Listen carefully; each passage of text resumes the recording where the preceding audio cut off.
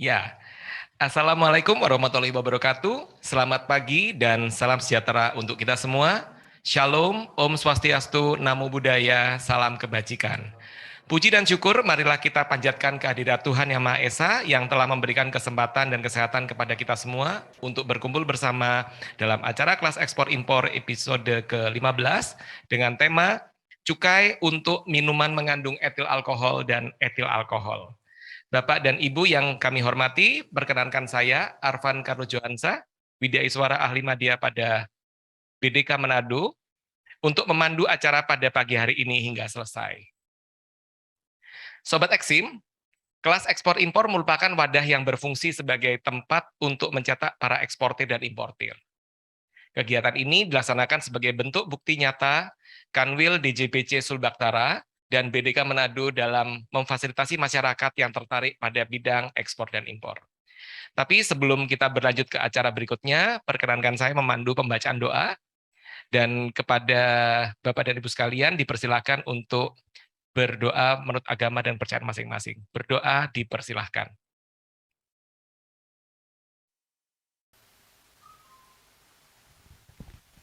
Berdoa selesai. Jadi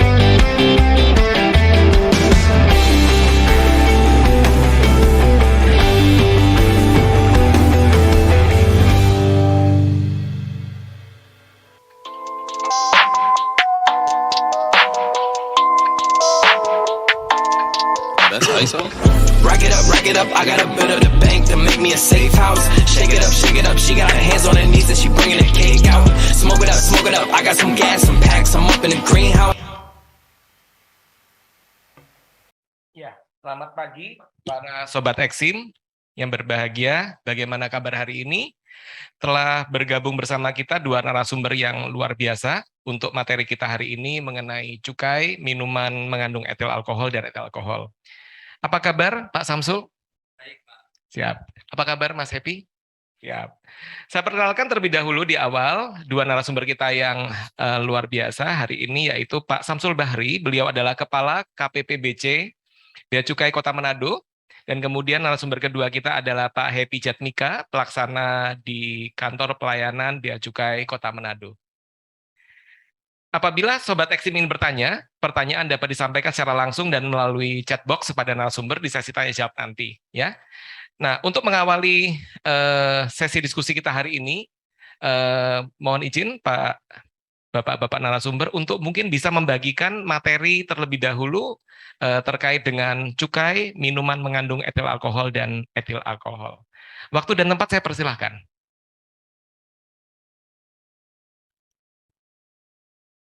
Baik, terima kasih Pak Arvan. Bapak Ibu sekalian, senang sekali saya diberikan kesempatan untuk menyampaikan atau sharing pada kelas ekspor impor yang sudah memasuki periode ke-15 Pak ya. Jadi sudah cukup lama. Kami dari Bea dan Cukai Manado pada kesempatan kali ini diberikan kesempatan untuk menyampaikan materi terkait dengan cukai, khususnya minuman mengandung etil alkohol dan etil alkohol. Bapak Ibu yang saya hormati, yang saya banggakan, Assalamualaikum warahmatullahi wabarakatuh. Salam sejahtera untuk kita semua. Salam, Om Swastiastu, Namo Buddhaya, salam kebajikan. Berbicara tentang cukai, mungkin Bapak dan Ibu sudah familiar dan sudah tahu tentang cukai, namun alangkah baiknya kita mengulang kembali untuk mengetahui apa sih cukai itu. Bapak Ibu sekalian, berdasarkan Undang-Undang Nomor 39 tentang cukai, diberikan definisi cukai adalah pungutan negara terhadap barang-barang yang memiliki sifat dan karakteristik tertentu yang ditetapkan oleh undang-undang. Jadi, namun perlu kita pahami bahwa pengenaan cukai terhadap barang tertentu ini tidak semata untuk penerimaan negara, tetapi yang paling penting fungsinya adalah untuk pengendalian konsumsinya dan untuk pengawasan peredarannya. Itu fungsi utama dari cukai. Nah, barang-barang tertentu ini yang memiliki sifat dan karakteristik tertentu ini yang ditetapkan oleh undang-undang, itulah yang kita sebut dengan barang kena cukai, yang biasa lazim kita singkat dengan BKC. Nah, undang-undang mengatur karakteristik tertentu barang kena cukai ini apa saja sih? Nah, Bapak Ibu sekalian, di pasal 2 Undang-Undang Nomor 11 Undang-Undang Cukai yang sudah diperbaharui dengan Undang-Undang Nomor 39 Tahun 2007, ada 4 kriteria atau sifat barang itu dikategorikan sebagai barang kena cukai. Yang pertama, barang tersebut konsumsinya harus dikendalikan. Mungkin berdampak kepada kesehatan dan sebagainya, contohnya misalnya rokok. Kemudian yang kedua, sifatnya peredarannya perlu diawasi, karena mungkin ya berdampak kepada lingkungan dan konsumsinya harus dibatasi, misalnya yang kita akan bahas MMA, minuman mengandung etil alkohol. Ini tidak harus diawasi pergerakannya, peredarannya, supaya tidak banyak orang yang mengkonsumsi MMA ini. Kemudian yang ketiga, sifatnya adalah dapat menimbulkan dampak negatif bagi masyarakat ataupun lingkungan. Contohnya misalnya saat ini untuk dampak lingkungan, saat ini kita sedang menggodok terkait dengan pengenaan cukai terhadap plastik, kemasan plastik. Nah, sebagaimana diketahui bahwa plastik ini sangat-sangat berdampak kepada lingkungan, karena untuk mengurai plastik ini membutuhkan waktu yang sangat lama. Kemudian yang terakhir, Bapak Ibu sekalian, sifat atau karakteristik barang kena cukai, yaitu dalam rangka pemakaiannya perlu pembebanan pungutan negara demi rasa keadilan dan keseimbangan. Di Indonesia belum ada BKC yang kita kategorikan dalam hal ini, tapi di negara lain sudah ada, mungkin barang-barang yang sifatnya mewah itu bisa dikenakan cukai. Nah, Bapak Ibu sekalian, di dalam Undang-Undang Cukai yang berlaku saat ini baru 3 barang kena cukai yang ditetapkan oleh undang-undang. Yang pertama terkait dengan etil alkohol, dan yang kedua terkait dengan minuman mengandung etil alkohol, dan yang ketiga hasil tembakau. Pada kesempatan kali ini kita akan membahas etil alkohol dan minuman mengandung etil alkohol. Mungkin untuk hasil tembakau ada sesi tersendiri yang akan dibawakan oleh narasumber lainnya. Apa sih etil alkohol itu, Bapak Ibu sekalian? Nah, di dalam undang-undang didefinisikan bahwa etil alkohol itu adalah barang yang cair, jernih dan tidak berwarna. Merupakan senyawa organik yang rumusan kimianya C2H5OH yang diproduksi baik secara peragian atau penyulingan atau secara sintesa kimia. Nah, etil alkohol ini tidak melihat dari bahan mana dibuatnya dan cara pembuatannya. Kemudian untuk minuman mengandung etil alkohol sendiri didefinisikan Bapak Ibu sekalian, yaitu semua barang cair yang lazim disebut minuman yang mengandung etil alkohol yang dihasilkan dengan cara peragian, penyulingan, atau cara lain. Contoh misalnya bir, anggur, whisky, dan lain-lainnya. Kemudian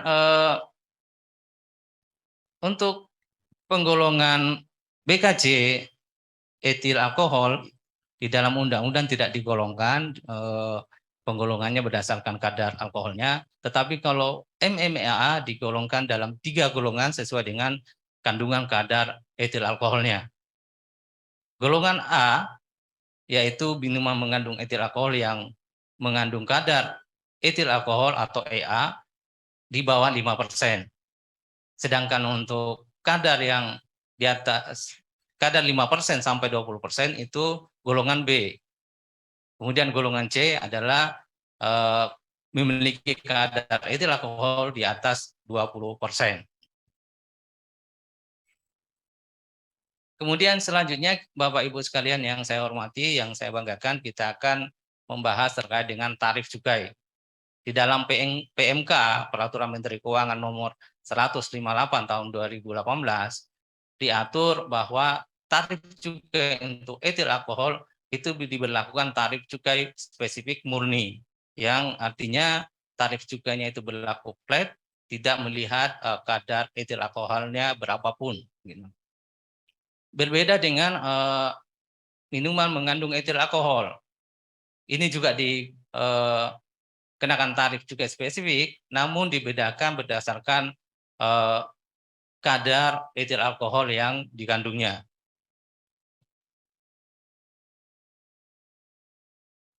Ini tarifnya Bapak Ibu sekalian. Untuk etil alkohol, tadi saya sampaikan tarifnya flat, itu dikenakan tarif cukai produksi dalam negeri itu 20.000 per liter, sedangkan untuk etil alkohol impor tarifnya sama 20.000 per liter.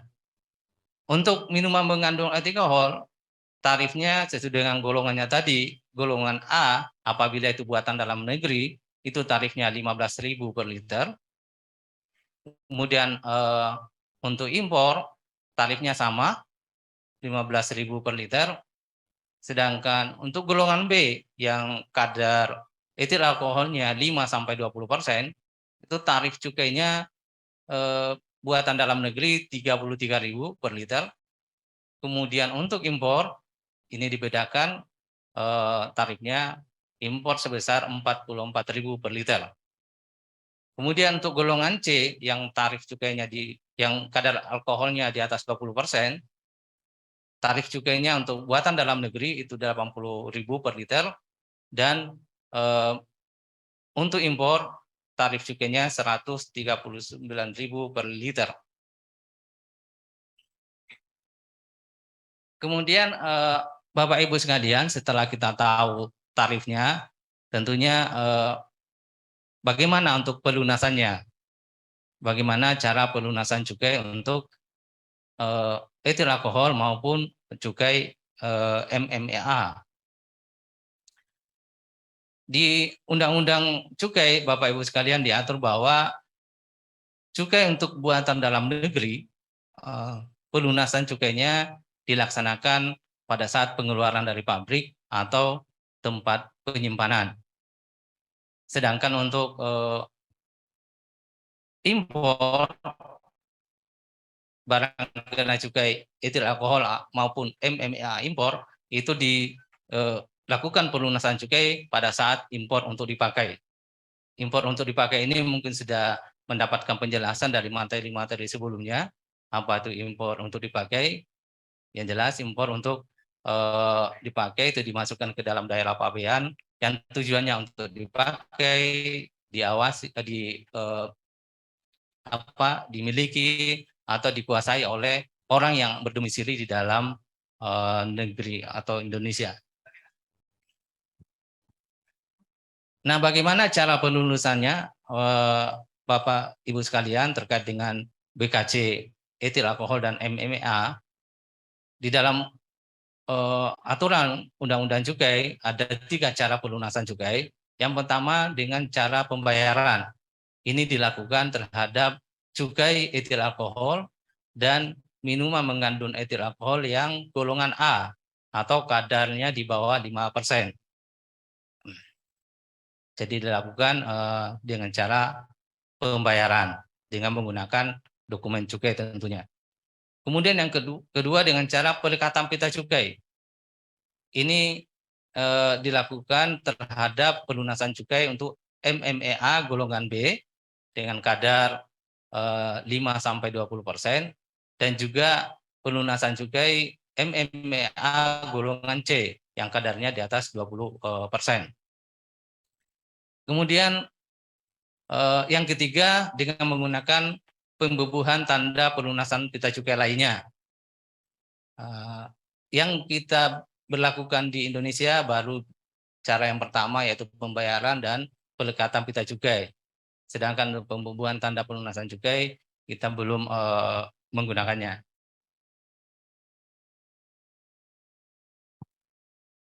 Bapak Ibu sekalian, di dalam berusaha di bidang BKC atau barang kena cukai, juga ada yang namanya fasilitas dan kemudahan cukai.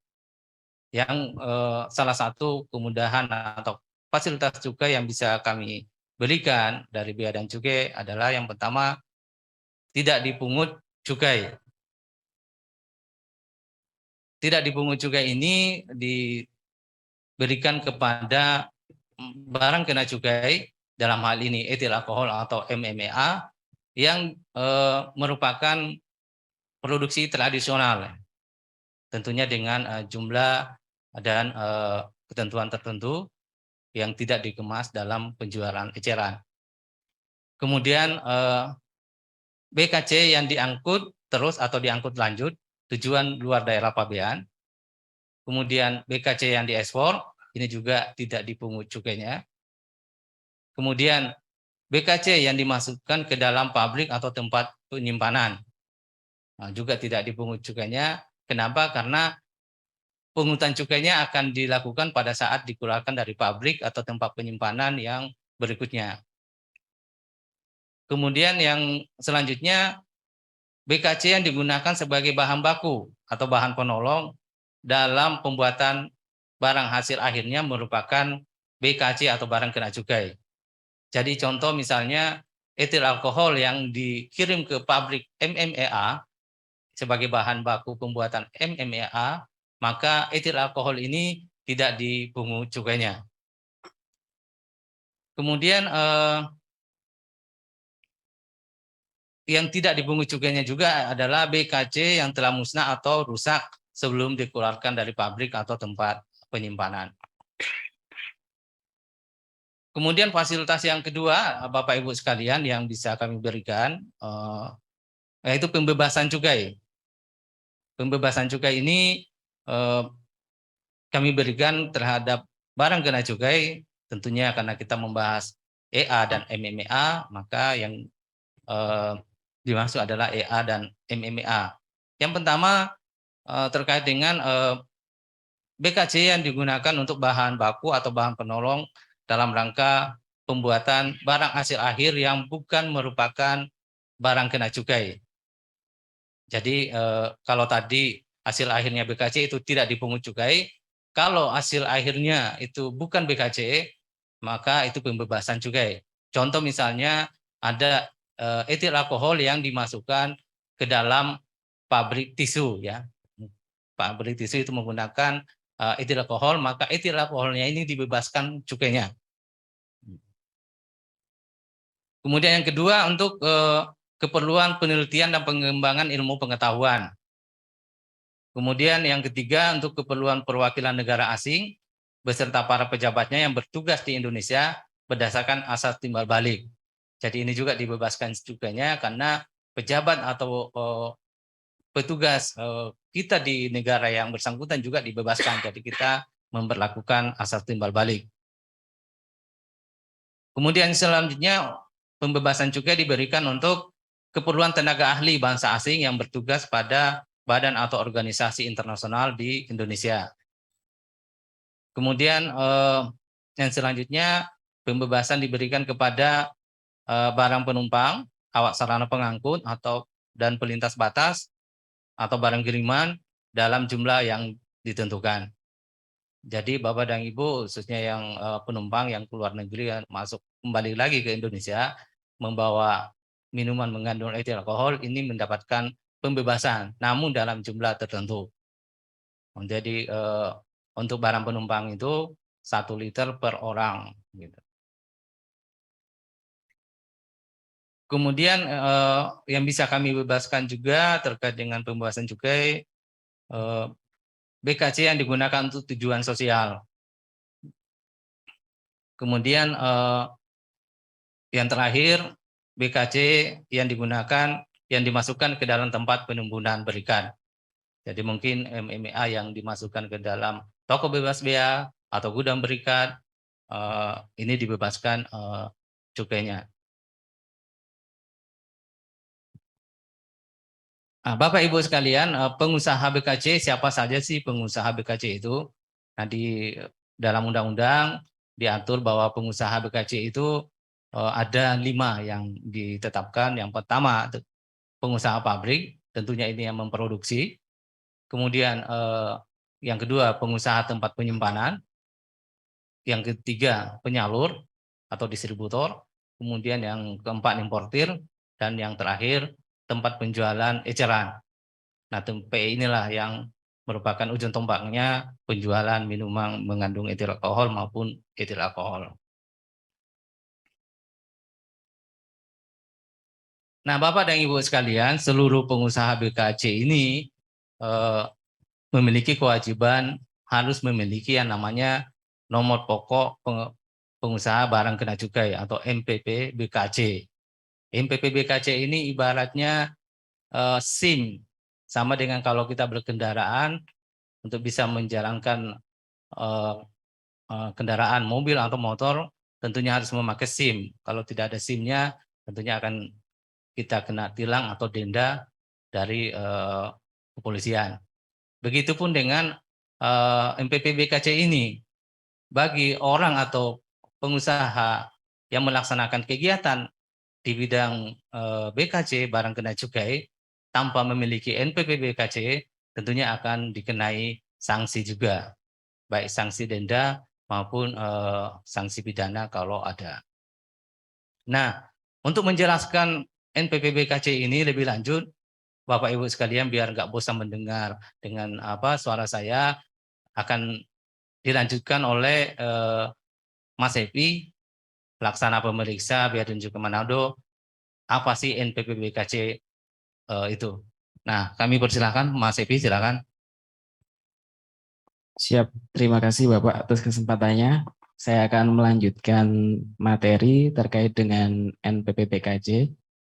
Jadi NPP BKC itu merupakan kewajiban yang harus dimiliki oleh setiap pengusaha BKC, seperti yang sudah dijelaskan oleh Bapak Kepala Kantor tadi.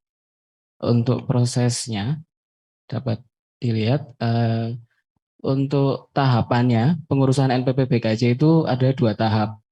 Yang pertama adalah tahap pemeriksaan lokasi, dan yang kedua adalah tahap permohonan untuk mendapatkan NPP BKC-nya. Untuk tahap pertama ini, pelaku usaha dapat mengajukan permohonan pemeriksaan lokasi kepada kantor pelayanan bea cukai sesuai dengan lokasi tempat pelaku usaha. Untuk janji layanan kami untuk pemeriksaan lokasi ini adalah 5 hari.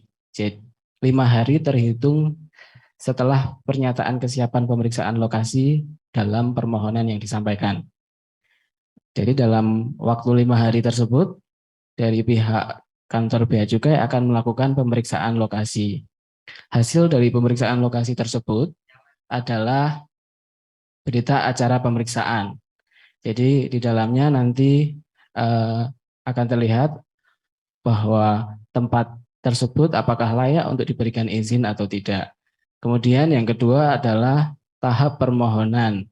Jadi setelah mendapatkan berita acara pemeriksaan dan sesuai lokasinya, maka pelaku usaha dapat mengajukan permohonan mendapatkan NPP BKC kepada kantor kami. Janji layanan kami 3 hari sejak diterima lengkap permohonan beserta lampiran syarat-syaratnya. Kemudian dari pihak kantor akan menyerahkan keputusan atau CAP NPP BKC beserta piagamnya, atau juga bisa surat penolakan apabila syarat-syarat yang sudah ditentukan atau dipersyaratkan tidak dapat dilengkapi oleh pelaku usaha. Dalam pemeriksaan lokasi ada beberapa syarat yang harus dimiliki oleh setiap pengusaha BKC. Untuk pabrik, syaratnya itu tidak boleh berhubungan langsung atau memiliki pembatas permanen yang memisahkan antara rumah tinggal, halaman, bangunan, atau tempat-tempat lain yang bukan bagian dari pabrik itu sendiri. Kemudian yang kedua, untuk pabriknya itu harus berbatasan langsung atau dapat dimasuki dari jalan umum. Untuk yang ketiga, terkait dengan luas lokasi pabrik. Luasnya untuk pabrik etil alkohol itu paling sedikit 5.000 meter persegi. Dan sedangkan untuk pabrik MMA itu luasnya minimal 300 meter persegi. Kemudian syaratnya yang lain yaitu harus memiliki tempat untuk menyimpan bahan baku atau bahan penolong. Selain itu, memiliki tempat untuk membuat dan mengemas barang kena cukai. Selanjutnya, memiliki tempat untuk menimbun BKC yang selesai dibuat, jadi masih belum dilekati pita cukai. Dan juga memiliki tempat tersendiri juga untuk menimbun BKC yang sudah dilekati pita cukainya. Itu untuk persyaratan lokasi pabrik. Sedangkan untuk penyalur dan TPE hampir sama syaratnya, yaitu tidak berhubungan langsung dan memiliki pembatas dengan tempat tinggal, dengan bangunan, halaman, dan juga bagian tempat usaha, baik itu penyalur ataupun tempat penjualan eceran. Kemudian juga dapat dimasuki dari jalan umum, dan yang membedakan ini, yaitu saat pengajuan permohonan NPP-BKC, itu harus memiliki jarak lebih dari 100 meter dari tempat ibadah, sekolah, dan juga rumah sakit. Kemudian lanjut ke materi selanjutnya, yaitu persyaratan NPP-BKC. Jadi untuk syarat-syarat NPP-BKC yang pertama itu berkedudukan di Indonesia atau secara sah mewakili orang pribadi atau badan hukum yang berkedudukan di luar Indonesia. Jadi apabila ada orang pribadi atau badan hukum yang di luar Indonesia harus diwakili secara sah dengan orang yang berkedudukan di Indonesia. Untuk yang kedua yaitu memiliki izin dari instansi yang terkait. Nah, izinnya itu berbeda antara pabrik, penyalur, dan juga tempat penjualan eceran. Untuk pabrik itu izinnya dari instansi yang tugas dan tanggung jawabnya di bidang perindustrian atau penanaman modal. Sedangkan untuk penyalur dan TPE itu dari instansi yang tugas dan tanggung jawabnya di bidang perdagangan, penanaman modal, dan juga pariwisata. Ini merupakan salah satu syarat yang penting untuk disiapkan setiap pengusaha BKC, dikarenakan untuk NPP-BKC sendiri akan bisa dikeluarkan apabila sudah ada izin dari instansi yang terkait. Untuk syarat yang ketiga, yaitu mengajukan permohonan untuk memperoleh NPP-BKC. Permohonan tersebut dapat disampaikan dalam bentuk surat permohonan dengan tujuan kepada kepala kantor. Untuk yang keempat, persyaratannya yaitu menyampaikan data registrasi pengusaha barang kena cukai. Nah, untuk penyampaian data registrasi ini nanti ada di tahap kedua setelah cek lokasi. Jadi setelah cek lokasi, hasilnya memenuhi syarat, maka nanti akan disampaikan oleh petugas untuk pengisian data registrasi pengusaha BKC-nya. Kemudian yang kelima itu adalah menyerahkan surat pernyataan bermaterai. Ada dua jenis pernyataan bermaterai. Yang pertama itu tidak keberatan untuk dibekukan atau dicabut NPP-BKC-nya. Dan yang kedua, surat pernyataan yang menyatakan bahwa bertanggung jawab penuh terhadap seluruh kegiatan yang dilakukan di tempat usaha tersebut. Kemudian tadi kita sudah membahas tentang kewajiban pengusaha BKC. Itu kewajiban pengusaha BKC memiliki NPP-BKC. Sekarang kewajiban pemilik NPP-BKC. Bahwa setelah mendapatkan NPP-BKC ada beberapa kewajiban yang harus dilakukan oleh setiap pengusaha BKC. Yang pertama itu yaitu pembukuan. Pembukuan itu dapat diartikan sebagai proses pencatatan yang dilakukan secara teratur untuk mengumpulkan data, informasi yang meliputi dan mempengaruhi keadaan harta, kewajiban, modal, pendapatan, dan biaya. Secara khusus di pembukuan ini menggambarkan jumlah harga perolehan dan penyerahan barang atau jasa. Selain itu juga Di dalamnya ada pencatatan arus keluar masuk sediaan barang kena cukai. Untuk pembukuan itu sendiri wajib diselenggarakan dengan baik. Jadi untuk di dalam pembukuannya itu mencerminkan keadaan dan kegiatan usaha sebenar-benarnya. Jadi seakurat mungkin. Kemudian untuk subjek cukainya yang melakukan pembukuan itu ada 4. Jadi yang pertama itu pengusaha pabrik BKC, kemudian pengusaha tempat penyimpanan, importir BKC, dan juga pengusaha penyalur. Nah, ada juga subjek cukai yang tidak diwajibkan untuk menyelenggarakan pembukuan, namun wajib menyelenggarakan pencatatan. Nah, ada beberapa subjek cukai yang tidak wajib pembukuan tapi wajib pencatatan, yaitu pertama pengusaha pabrik BKC skala kecil, kemudian penyalur etil alkohol atau MMA skala kecil, dan juga pengusaha tempat penjualan eceran. Mungkin ada yang bertanya kenapa pabrik ada yang pembukuan, ada yang pencatatan. Nah, yang membedakan ini adalah pada kata berskala kecil. Nah, kategori berskala kecil itu mengacu kepada ketentuan perpajakan.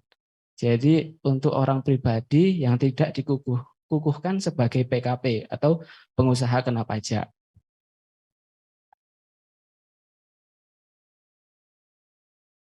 Lanjut ke pembahasan selanjutnya, yaitu terkait dengan pembekuan izin NPP BKC.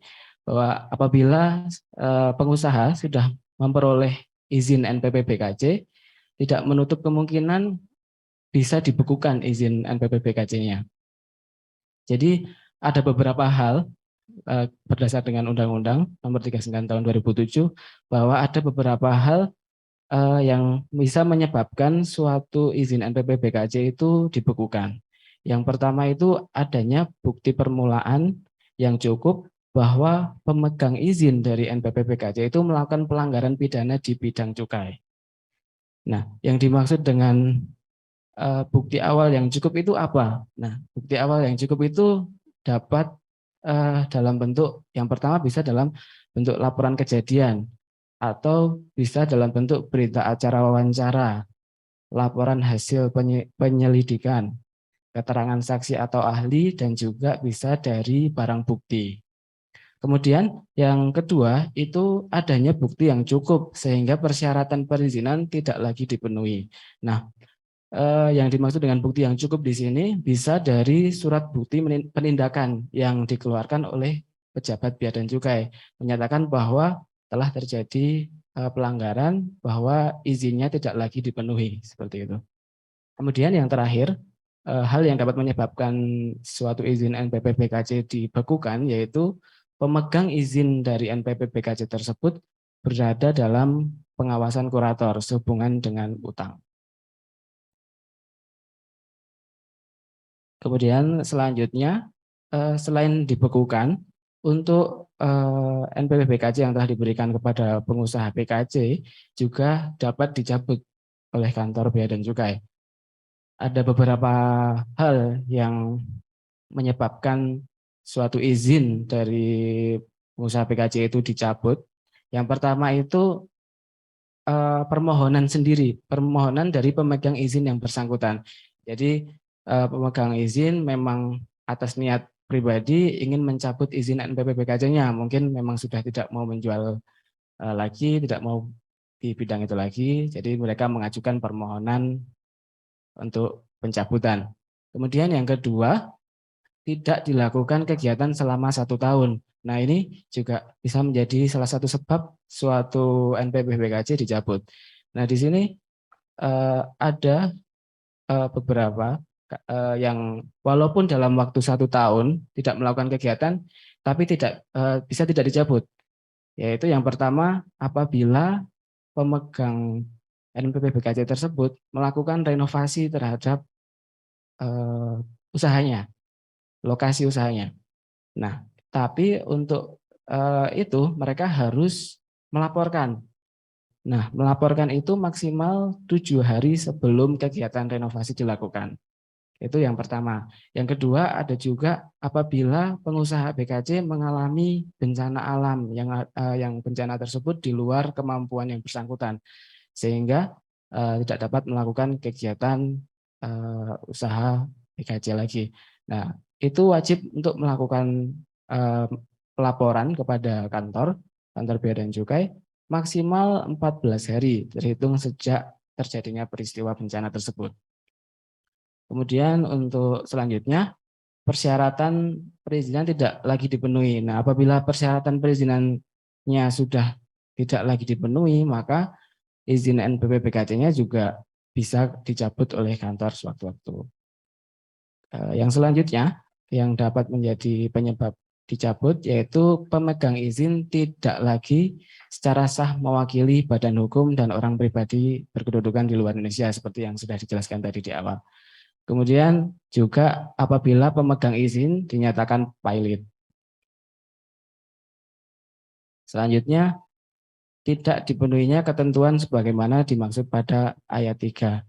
Nah, ayat 3 ini mengacu pada pasal 14 ayat 3, di mana apabila orang pribadi memiliki izin NPP BKC, kemudian orang tersebut meninggal, maka izinnya berlaku selama 12 bulan, dan dalam 12 bulan tersebut harus segera diperbarui izinnya. Seperti itu. Kemudian alasan yang lain yaitu apabila pemegang izin dipidana berdasarkan keputusan hakim yang mempunyai kekuatan hukum tetap karena melanggar ketentuan undang-undang, maka izin dari NPP BKC-nya juga dapat dicabut. Kemudian pemegang izin melanggar ketentuan pasal 30. Pasal 30 Undang-Undang Cukai terkait dengan larangan bahwasanya suatu pabrik itu hanya boleh memproduksi BKC sesuai dengan izinnya. Apabila dia pabrik MMA, berarti dia hanya boleh memproduksi MMA, tidak boleh memproduksi hasil tembakau seperti itu. Jadi apabila terdapat pelanggaran di situ, maka dapat dicabut izinnya. Kemudian yang terakhir, apabila NPP BKC-nya dipindah tangankan, dikuasakan, atau dikerjasamakan dengan orang atau pihak lain tanpa persetujuan dari menteri, maka NPP BKC dari orang tersebut atau pihak tersebut dapat dilakukan pencabutan juga.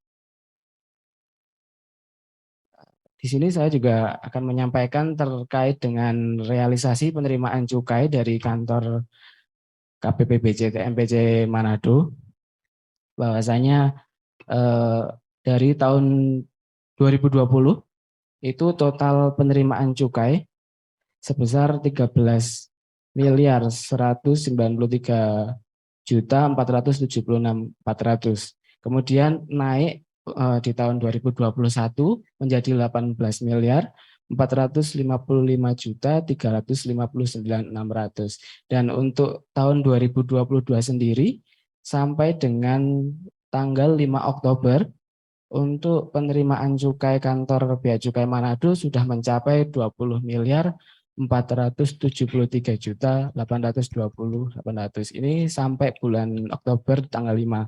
Masih ada beberapa bulan lagi dan masih ada kesempatan untuk peningkatan penerimaan cukainya. Mungkin sekian materi yang dapat disampaikan. Saya kembalikan lagi kepada Bapak Arfan. Terima kasih, Pak. Siap, terima kasih Mas Jatnika, gitu ya, Mas Happy. Kita beri applause ya Bapak dan Ibu sekalian, para Sobat Eksim. Nah, selanjutnya para Sobat Eksim yang ingin bertanya, pertanyaan dapat disampaikan secara langsung atau melalui chat box kepada narasumber di sesi tanya jawab.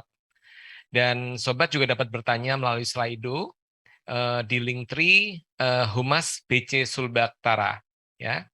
Nah, di meja saya nih sudah ada beberapa pertanyaan, mohon izin Bapak dan dari narasumber ya, ada beberapa pertanyaan saya bacakan. Yang pertama adalah mengenai, coba dijelaskan ulang mengenai karakteristik BKC Pak. Kira-kira itu seperti apa? Tadi mungkin yang bertanya ini tidak mengikuti dari awal gitu ya, penjelasan dari Bapak yang baik tadi. Silakan Pak Samsul dulu, mungkin yang pertama. Baik, terima kasih atas pertanyaannya. Jadi sebagaimana saya sampaikan tadi bahwa karakteristik barang kena cukai yang diatur di dalam undang-undang itu ada 4 sifatnya. Ya, yang pertama konsumsi perlu dikendalikan. Jadi karena BKC ini harus dikendalikan konsumsinya karena mungkin membahayakan kesehatan, mungkin membahayakan lingkungan, membahayakan kesehatan yang karena dikonsumsi, sehingga perlu dikenakan cukainya. Tujuan pengenaan cukai di sini adalah agar tidak banyak orang untuk mengkonsumsi, Pak.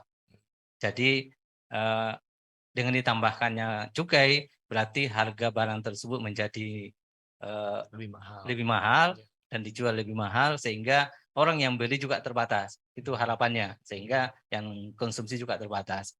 Terus yang kedua, peredarannya perlu diawasi. Contoh yang kita bahas sekarang ini adalah MMA. MMA ini atau minuman mengandung etil alkohol ini setiap pergerakannya, perpindahan tempat itu harus diketahui, Pak. Harus diketahui oleh Bea dan Cukai. Pabrik mengirim ke tempat penimbunan itu harus ada dokumen cukainya. Dari tempat penimbunan juga mengirim ke distributor juga ada dokumen cukainya. Dan dari distributor atau penyaruh ke tempat penjualan eceran atau TPE juga harus ada dokumen cukainya. Dan TPE pun dalam menjual ke konsumen akhir itu juga melakukan pencatatan. Dan sewaktu-waktu kita melakukan pemeriksaan terkait pencatatan atau pembukuan tersebut. Terus yang ketiga sifatnya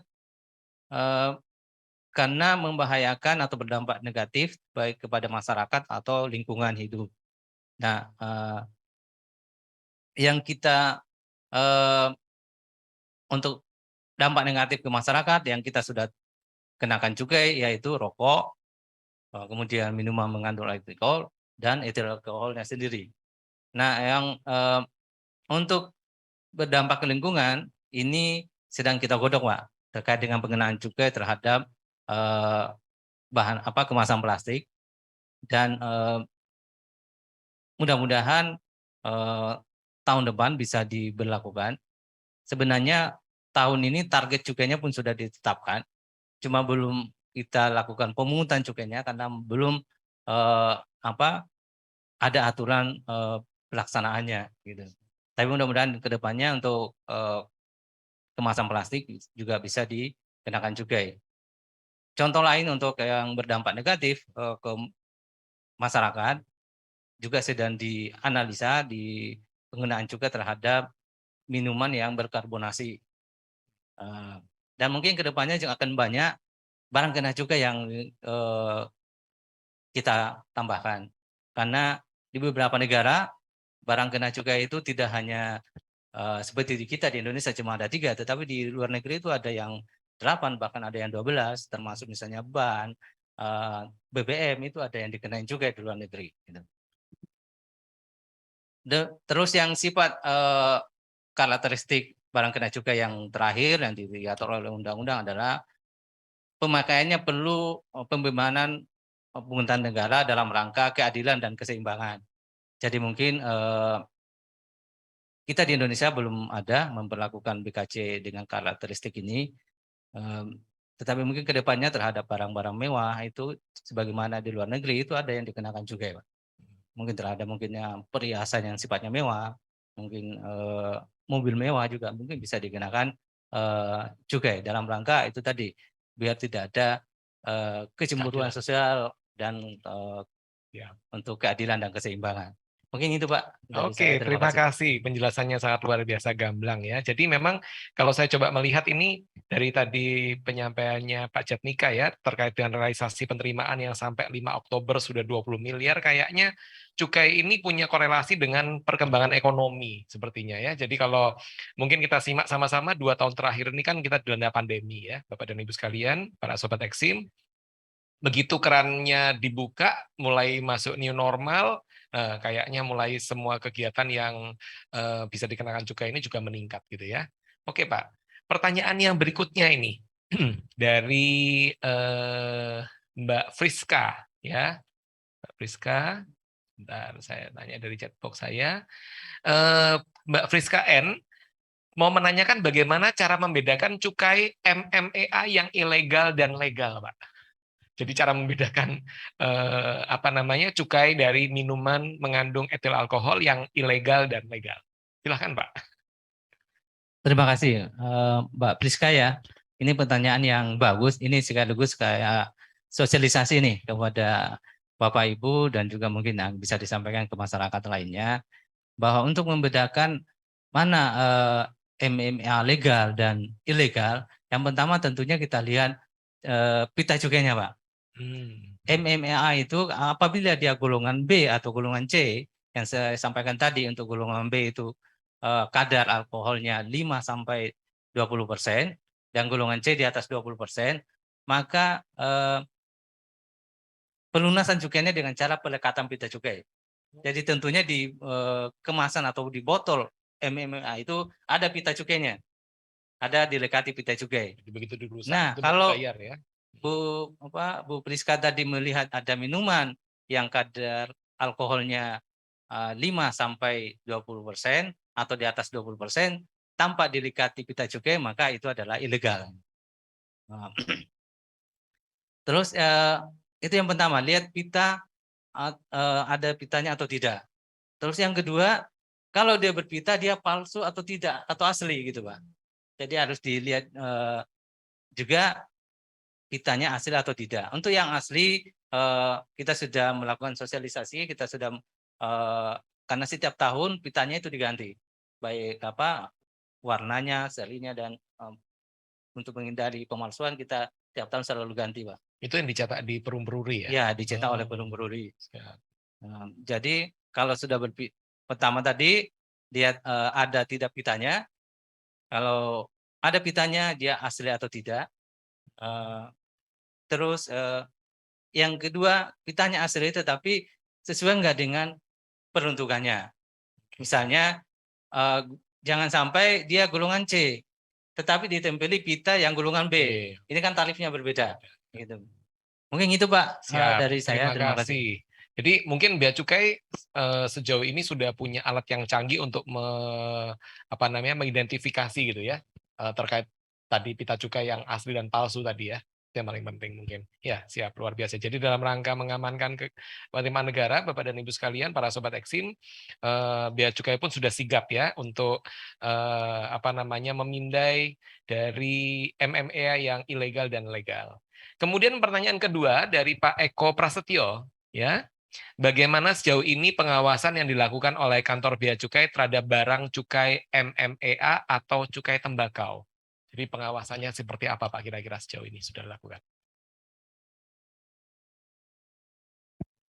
Ya, terima kasih Pak Eko. Terkait dengan pengawasan terhadap MMA dan hasil tembakau yang dilakukan oleh Bea Cukai Manado, kami memang ada satu unit, Pak, yang melakukan pengawasan yang setiap harinya melakukan monitoring, melakukan kegiatan intelijen, operasi pasar, melakukan patroli darat untuk mengetahui di wilayah kerja Bea Cukai Manado ada atau tidak BKC atau barang kena cukai, dalam hal ini MMA atau mungkin hasil tembakau yang ilegal tadi atau tidak memiliki izin NPWP BKC yang disampaikan oleh Mas Happy tadi.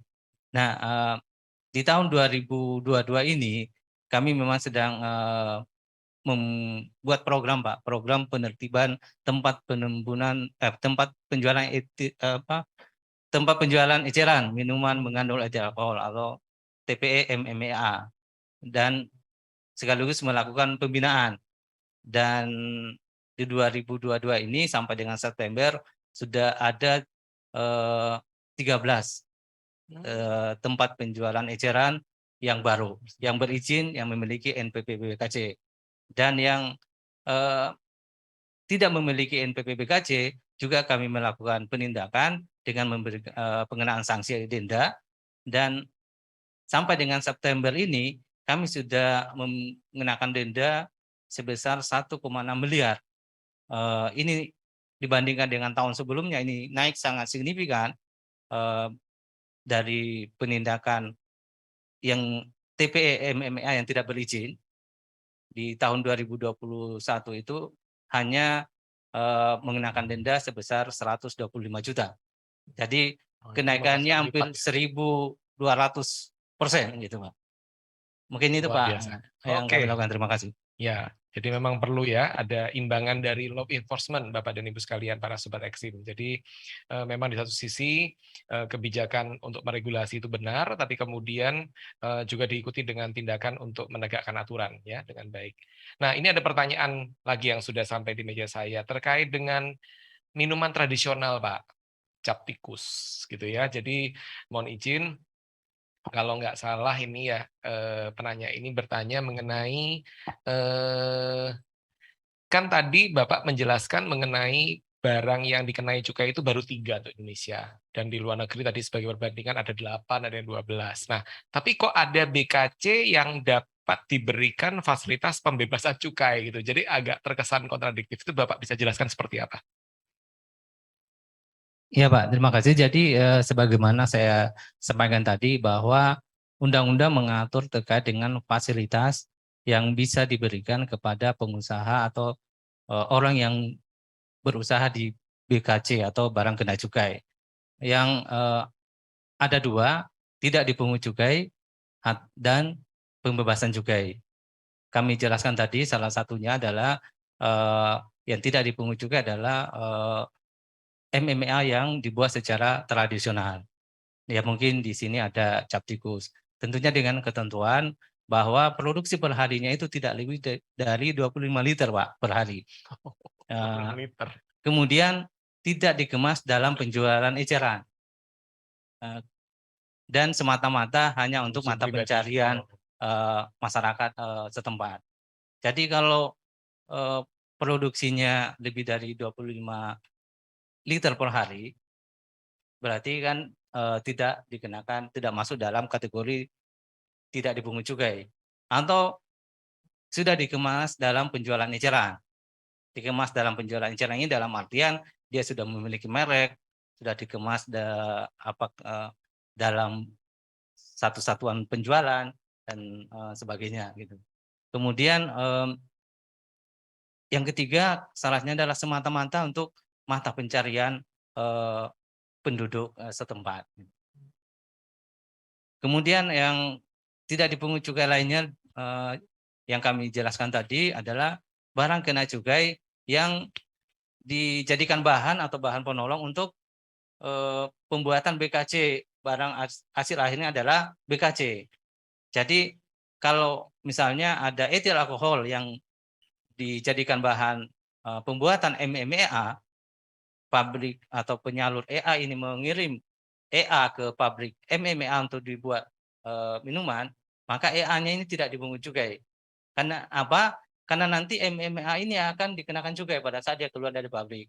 Ini untuk menghindari double cukai, Pak, pengenaan 2 kali cukai. Dan tentunya kan akan merugikan pelaku usaha gitu. Kemudian ada beberapa yang kita tidak pungut cukainya yang saya sudah jelaskan tadi. Kemudian untuk pembebasan juga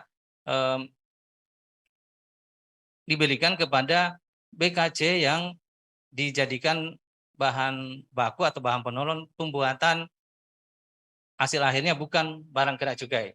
Jadi misalnya ada etil alkohol atau EA yang digunakan untuk bahan baku pembuatan tisu. Nah, tisu ini kan bukan BKC, Pak. Yang BKC kan cuma ada 3 tadi yang kita bahas ya.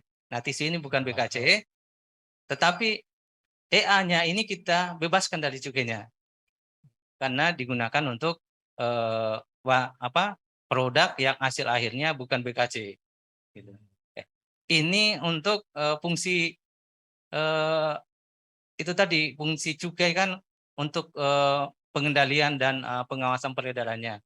Sehingga kalau BKC ini dipakai untuk menjadi bukan BKC, maka justru itu kita dorong, Pak. Itu kita dorong biar BKC ini tidak banyak dikonsumsi.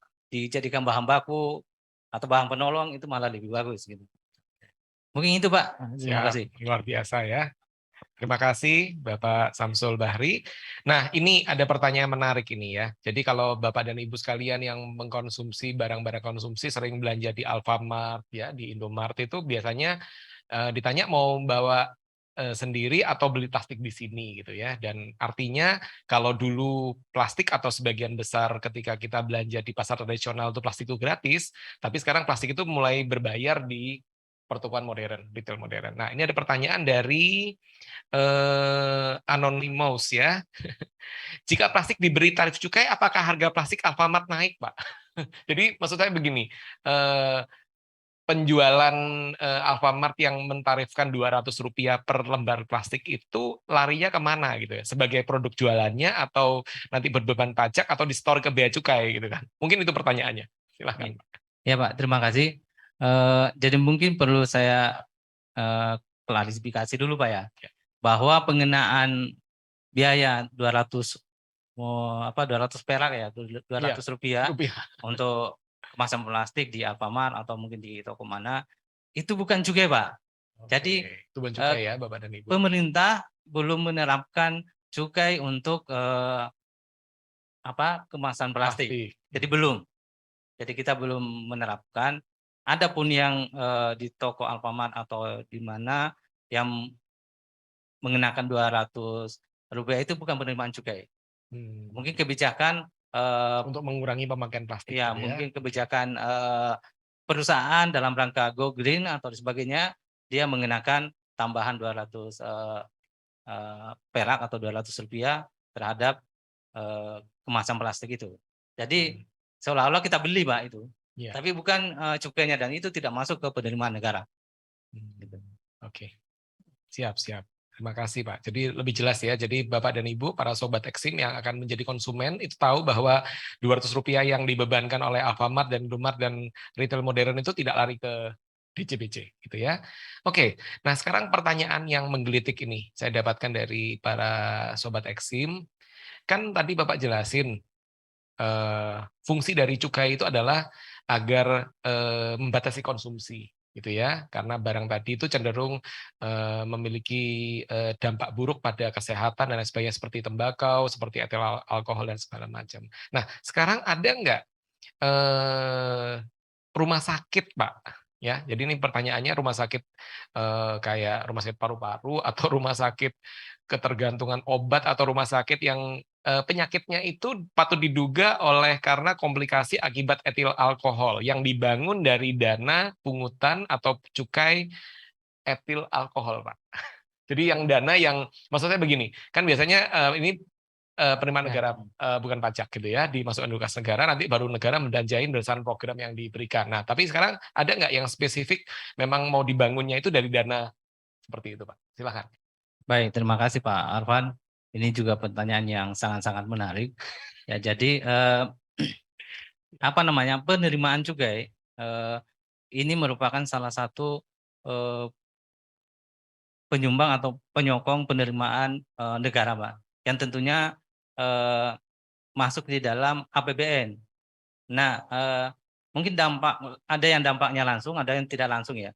Jadi APBN ini digunakan untuk membangun rumah sakit dan puskesmas dan sebagainya yang sumber dananya dari APBN, di mana APBN ini salah satu penyokong penerimaan adalah cukai yang mungkin yang berasal dari cukai MMA maupun hasil tembakau. Ini yang mungkin yang sifatnya tidak langsung, Pak ya. Kemudian ada yang langsung.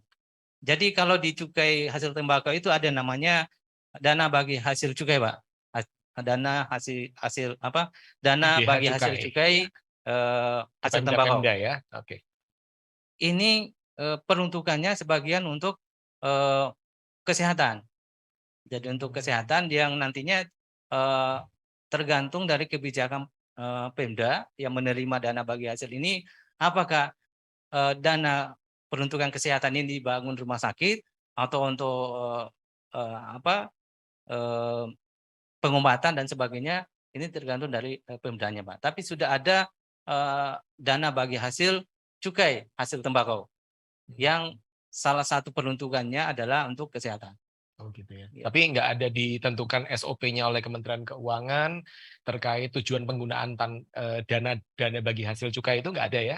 Harus dibangunkan 30% untuk rumah sakit, harus dibangunkan untuk fasilitas kesehatan, kemudian untuk merecovery penderita-penderita Ya, penyakit nggak ada. seperti apa? Secara spesifik tidak ada, Oh Pak. tidak ada. Oke. Tidak diatur, hanya mengatur bahwa 30% untuk kesehatan Oh, 30% masyarakat. untuk kesehatan. Nah, Siap. apakah digunakan untuk bangun rumah sakit? Dan ada juga Pemda yang mau bangun rumah sakit dari hasil DBH atau dana bagi hasil ini, Pak. Kayaknya Ada. kita perlu sosialisasi ke Pemda Kota Manado ya. Siap. Terima Cuma kan kasih. tergantung berapa yang diterimanya juga kan, Pak ya. Karena Ya, kan nggak, masing-masing mungkin nggak besar ya. masing-masing daerah itu berbeda-beda. Bergantung daerah itu kalau misalnya pabrik hasil tembakonya itu banyak, tentunya dia akan mendapatkan alokasi yang banyak juga. Gitu ya. Oke, siap. Terima kasih Pak Samsul. Nah, ini ada pertanyaan dari Pak Wawan dari chatbox kita. Pak Wawan menanyakan terkait dengan pencabutan izin NPP BKC, apakah terdapat keberatan apabila terdapat keberatan atas dicabutnya BKC tersebut, NPP BKC ya, dan potensi gugatan ke pengadilan pajak. Jadi kan kewenangan mencabut izin itu ada di tangan Bapak gitu ya. Kemudian bila ada keberatan atas pencabutan NPP BKC tadi, bagaimana dengan resiko potensi gugatan ke pengadilan pajak? Demikian Pak pertanyaannya, silakan. Iya Pak. Jadi nanti bisa ditambahkan Mas Happy ya. Yang dijelaskan tadi Mas Happy terkait dengan pencabutan NPP BKC itu kan ada beberapa kriteria Pak. Termasuk dari permohonan yang bersangkutan. Kemudian tidak memenuhi persyaratan lagi atau tidak memenuhi izin lagi. Tentunya perbedaan pendapat mungkin dari sisi petugas maupun pengusaha bisa berbeda Pak.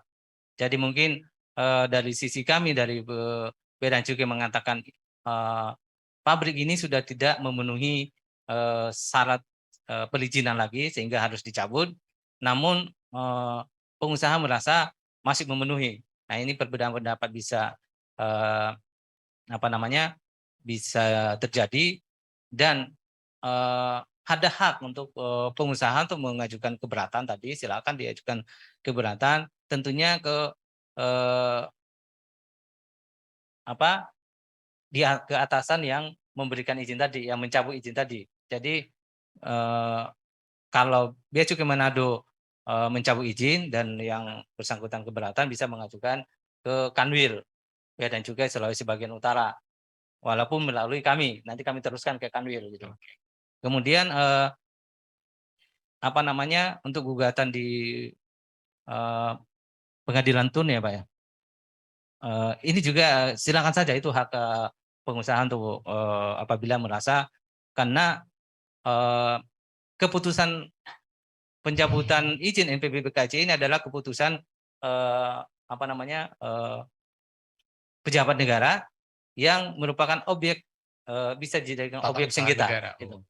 Jadi silakan saja Pak itu haknya. Namun silakan Mas Epi kalau ingin menambahkan secara teknis mungkin ada, silakan. Siap, izin Pak. Saya juga satu pendapat dengan Bapak Kepala Kantor terkait dengan pencabutan izin NPP BKC. Pasti perbedaan pendapat itu pasti ada ya Pak. Maksudnya tidak memungkiri adanya, semisal kita melakukan pencabutan NPP BKC kepada suatu perusahaan, kemudian perusahaan tersebut merasa tidak seperti itu. Tapi kembali lagi, kami pasti melakukan pencabutan izin itu berdasarkan dengan syarat-syarat tadi Pak, seperti semisal memang permohonan dari yang bersangkutan atau memang sudah tidak dilakukan kegiatan selama 1 tahun seperti itu. Jadi dalam pelaksanaan pencabutan itu kami juga tidak asal melakukan pencabutan Pak. Jadi pasti berdasarkan dengan apa yang ada dalam undang-undang. Jadi tapi tetap tidak menutup kemungkinan apabila pihak yang akhirnya dicabut izinnya tidak setuju atau bagaimana, perbedaan pendapat itu juga tidak masalah. Tapi kalau dari Bea Cukai sendiri untuk melakukan pencabutan itu pasti berdasarkan dengan undang-undang yang ada. Seperti itu. Terima kasih. Oke, terima kasih Pak Samsul dan Pak Happy ya. Nah, di sini sudah ada lagi pertanyaan dari Anonymous. Apakah sudah ada rencana cukai untuk minuman berpemanis yang dijual di gerai pasar modern, sedang ramai di Twitter, minuman tersebut berdampak buruk pada kesehatan? Seperti itu, Pak, pertanyaannya. Silakan, Ya, Pak. terima kasih Pak. Mungkin tadi sudah saya sempat singgung sedikit ya Pak terkait dengan minuman berkarbonasi atau berpemanis ini ya. Eh, Sampai sekarang memang belum dikenakan cukai Pak. Tapi sedang dalam proses penggodokan, analisa, dan masih dalam pembahasan dengan DPR Pak. Tentunya kan karena untuk pengenaan cukai itu harus dasarnya undang-undang, dan tentunya untuk undang-undang adalah kewenangan pemerintah dan DPR. Gitu. Jadi kita masih menunggu, dan untuk dampaknya kepada masyarakat, khususnya kesehatan masyarakat, ini memang pasti semua orang berpendapat sama bahwa minuman yang berpemanis ini bisa berdampak ke kesehatan. Gitu. Ya, siap. Oke, Pak, ada lagi pertanyaan. Kalau saya mau jualan minuman beralkohol, syaratnya apa saja ya Pak? Dan apakah harus ke kantor Bea Cukai? Kemudian kira-kira biayanya berapa ya Pak untuk mengurus perizinannya? Seperti itu pertanyaannya. Terima kasih atas pertanyaannya.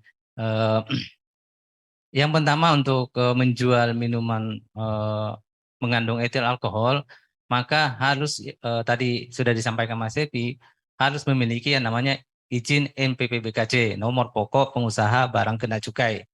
Nah, untuk mendapatkan MPPBKC ini, silahkan mengajukan permohonan kepada kantor bea dan cukai yang membawahi wilayah tersebut. Kalau wilayahnya di wilayah kerja Manado, Bea Cukai Manado, maka diajukan di Bea dan Cukai Manado. Bea Cukai Manado memiliki wilayah kerja 11 kabupaten kota, Pak. Jadi mulai dari Pulaan Mongondo sampai ke Miangas sana. Jadi itu wilayah kerja Bea dan Cukai Manado. Untuk biaya, kami sampaikan di sini bahwa seluruh layanan Bea dan Cukai Manado itu gratis, Pak. Tidak ada biaya ataupun pungutan lainnya. Jadi silakan saja Bapak Ibu yang ingin berusaha di bidang BKC MMA, yang ingin menjual MMA, maka yang harus dimiliki adalah izin MPPBKC tempat penjualan eceran. Untuk izinnya ini disampaikan ke kami, dan janji layanan kami itu 5 hari untuk pemeriksaan lokasi.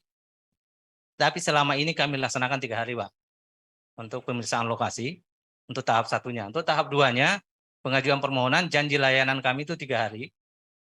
Tapi yang selama ini kami lakukan itu 1 hari sudah selesai. Dan sekali lagi, gratis, tidak ada biaya. Jika ada oknum yang meminta biaya, silahkan dilaporkan ke kami atau jalur-jalur pengaduan yang ada di Bea dan Cukai.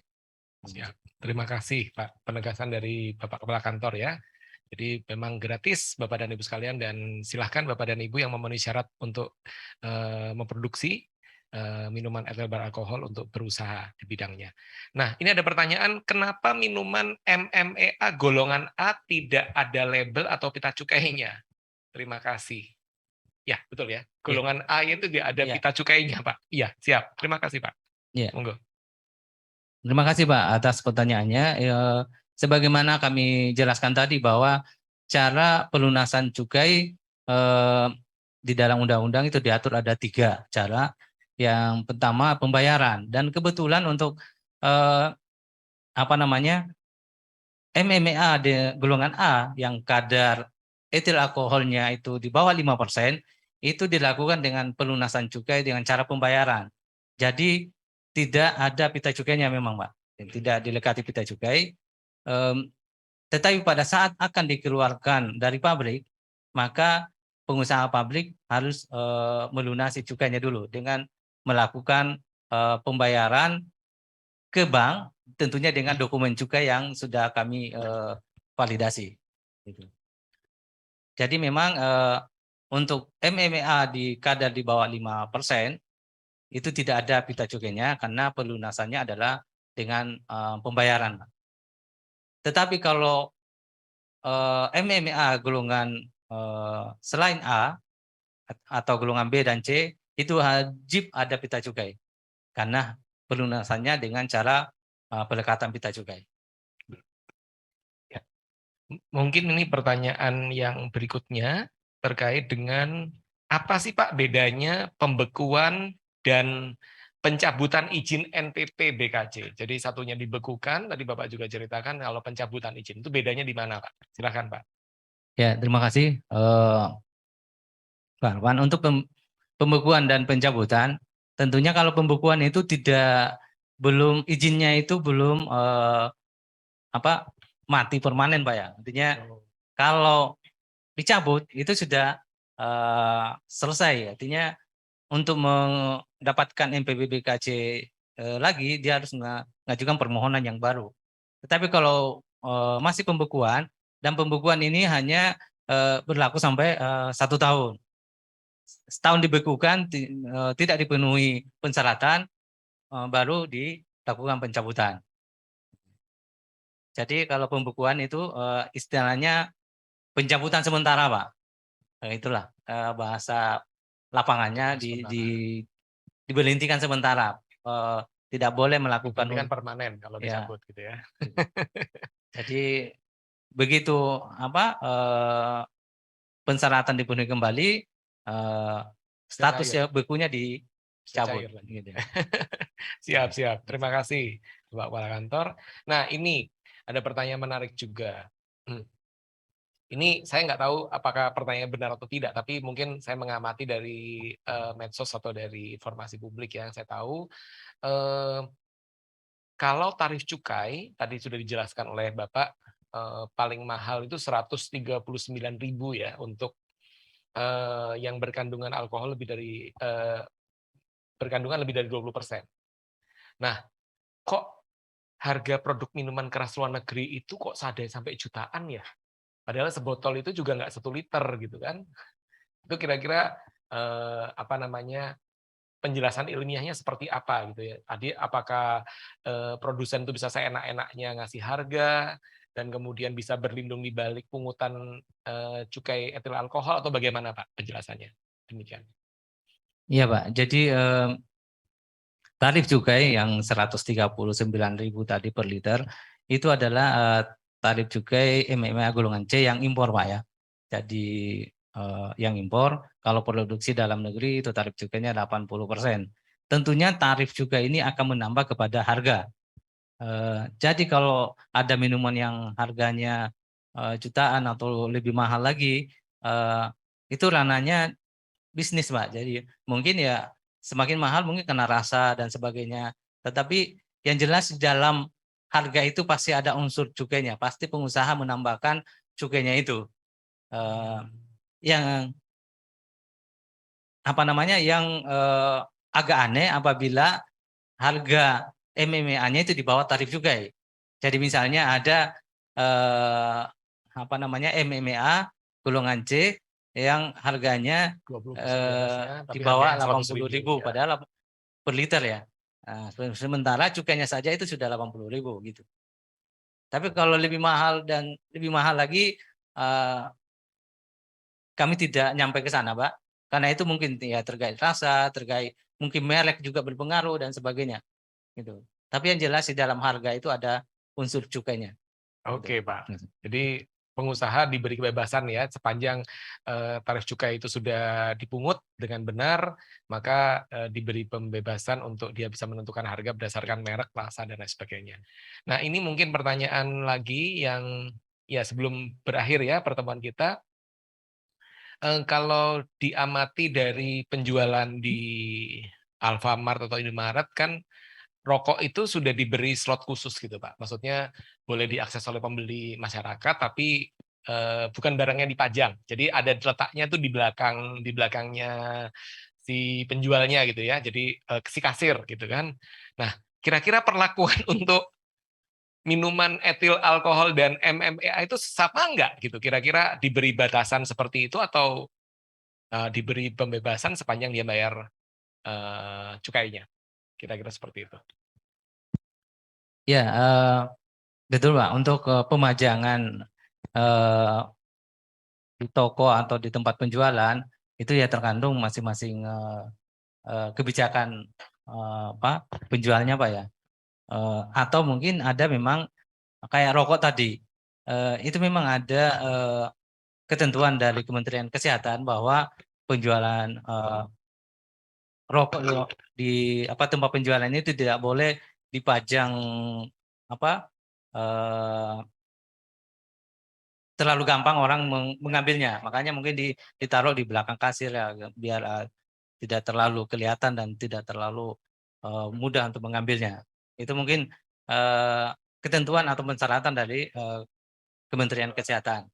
Tetapi dari sisi bea cukai sendiri itu tidak mengatur tata letak penjualannya, Pak. Yang penting sudah dilunasi cukainya, sudah memenuhi ketentuan di bidang cukai, kita sudah selesai gitu. Siap. Kemudian bagaimana Pak dari Pak Alfrens ini ya, dari PT Energi bla bla bla, bagaimana satu minuman alkohol itu dikategorikan mengandung etil? Jadi bagaimana caranya Bapak bisa memberikan cukai atau tidak memungut cukai gitu Pak? Mungkin itu arah pertanyaan gitu. Jadi kan harus mengandung dulu etil alkohol. Nah, bagaimana kita mengetahui kandungan etil alkoholnya? Ya Pak, jadi sebagaimana disampaikan tadi bahwa untuk berusaha di bidang barang kena cukai ini maka harus memiliki izin yang namanya NPPBKC. Tentunya pada saat menyampaikan izin, dia juga menyampaikan produksinya, kadarnya berapa. Pengusaha akan menyampaikan kepada kami, Mbak. Dan kami pun secara sampling atau mungkin periodik akan melakukan pengecekan kadarnya. Kita memiliki lab bea dan cukai ada Pak, yang kita bisa gunakan untuk memeriksa kadarnya. Di Kota Manado ini ada labnya ya Pak ya? Di Kota Manado ini ada, di Bea Cukai Bitung ada. Oh, di Bea Cukai Bitung. Tapi di awal pengusaha yang mendeklar Pak, produksi saya dengan merek ini, misalnya merek A, dengan kadar, apa, gitu dengan ya? kadar etil alkohol sekian persen, gitu. Itu diajukan pada saat, jadi kan setelah mereka mendapatkan NPBKC, maka pengusaha mengajukan permohonan penetapan tarif atas merek BKC-nya, Pak. Oke. Ya. Nah, ini ada pertanyaan lagi Pak dari Pak Mateos ya, dari KEK Bitung. Tadi dia menyambung pertanyaannya Pak Nugroho. Artinya masih banyak objek yang dapat dijadikan potensi cukai. Tadi mungkin inline dengan yang Bapak bilang. Kalau kita cuma punya 3, sementara luar negeri ada 8, ada 12. Gitu. Mungkin Bapak bisa jelaskan ulang. Silahkan Pak. Iya Pak, kalau potensi dikenakan cukai itu masih banyak sebenarnya. Cuma dalam penerapan pengenaan cukai, tentunya kan pemerintah akan melakukan analisa, kalkulasi, kesanggupan daya beli masyarakat dan sebagainya. Dan yang paling penting adalah legalnya Pak, harus disetujui oleh pemerintah dan DPR dalam bentuk undang-undang. Gitu. Ya, yang menjadi paling penting semua pungutan itu harus berbasis aturan gitu ya, kira-kira seperti itu. Oke, kemudian ini mungkin yang terakhir Bapak, pertanyaan dari ada 2 ini, ada pertanyaan. Pertama, saya sering beli minuman alkohol Pak, mau bertanya apabila saya beli miras di penjual eceran yang tidak memiliki izin bea cukai, apakah termasuk pelanggaran? Itu yang saya gabungin aja ya, karena waktu kita sudah terbatas. Apakah untuk penjualan bir memerlukan NPP BKC, Pak? Itu pertanyaan kedua. Jadi pertanyaan pertama adalah apakah kategori melanggar hukum bila membeli minuman beralkohol tidak pada pihak yang mendapatkan izin bea cukai, dan kemudian untuk penjualan bir memerlukan NPP BKC atau tidak? Silahkan Pak. Ya. Terima kasih atas pertanyaannya. Jadi yang kita jangkau dengan peraturan adalah pengusahanya, Pak. pengusaha tempat penjualan eceran. Sementara orang yang membeli harusnya punya kewajiban Pak untuk menyampaikan ke kita, melaporkan ke kita bahwa di sana ada TPE atau tempat penjualan eceran minuman mengandung etil alkohol yang menurut saya atau saya lihat belum ada NPWBKJ-nya Pak. Karena pengusaha TPE itu punya kewajiban untuk memajang Pak izin NPWBKJ-nya. Ya. Itu kewajiban pembeli. Nah kalau yang pengusahanya pasti melanggar Pak, dan itu ada sanksinya. Kalau kami tahu dan bisa kami melakukan penindakan. Tetapi yang beli sendiri tidak terjangkau ketentuan, tetapi punya kewajiban moral mungkin Pak, punya tanggung jawab untuk bisa menginformasikan kepada kami, bisa melalui email, bisa melalui telepon, bisa atau datang langsung ke kantor juga, silahkan gitu. Karena terus terang SDM kami, pegawai kami terbatas Pak. Dengan luasnya wilayah kerja Bea dan Cukai Manado yang saya sampaikan tadi, 11 kabupaten kota, dari belahan Mongondo Utara sampai di Miangas, tentunya kami kesulitan untuk melakukan pengawasan yang optimal. Sehingga dukungan, bantuan dari masyarakat tentunya kami sangat harapkan agar kami bisa melaksanakan penindakan atau terhadap pengusaha yang ilegal yang tidak memiliki izin. Terima kasih. Oke, terima kasih. Luar biasa. Kita beri aplaus ya, yang meriah buat para narasumber kita. Tidak terasa Bapak dan Ibu, para Sobat Eksim, 90 menit sudah kita lewati bersama. Itu artinya pertemuan kita akan segera berakhir. Namun jangan khawatir, Sobat Eksim dapat mengikuti kelas ekspor impor episode selanjutnya yang ke-16 pada hari dan jam yang sama.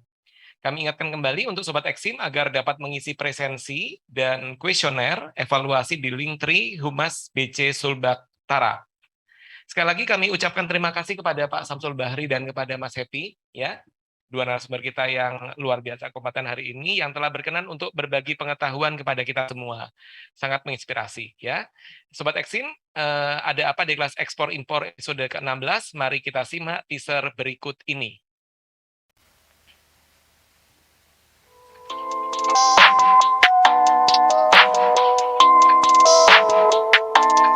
That's ISO.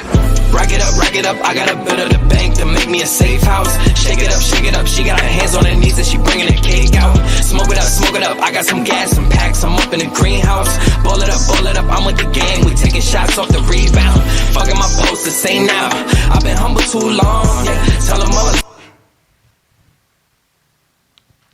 Ya, terima kasih. Jadi topik kita berikutnya adalah mengenai cukai tembakau ya, dan cukai hasil tembakau yang akan menjadi materi dan tema kita di episode ke-16. Nah, sebelum kita berakhir, Bapak Ibu sekalian, para Sobat Eksim yang berbahagia, mohon untuk menyalakan video, kita akan berfoto bersama terlebih dahulu.